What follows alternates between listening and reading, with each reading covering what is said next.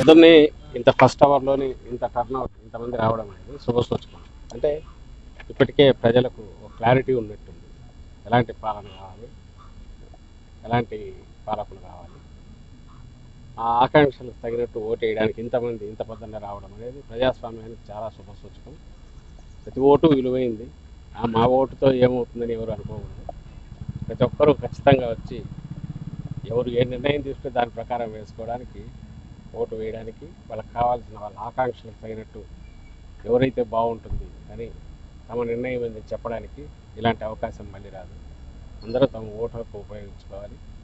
ఖచ్చితంగా మంచి పాలనకు కొనసాగింపు ఇది ఇవ్వాలని ఆకాంక్ష. అంటే ఎయిర్పోర్ట్లో ఎలా ఉన్నాయి సార్? ఏర్పాట్లు చాలా బాగున్నాయి.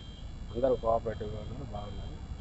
అండ్ వాళ్ళకి సంబంధించినంత వరకు ఇవి ఎంత ప్రశాంతంగా జరిగితే అంత మంచిది.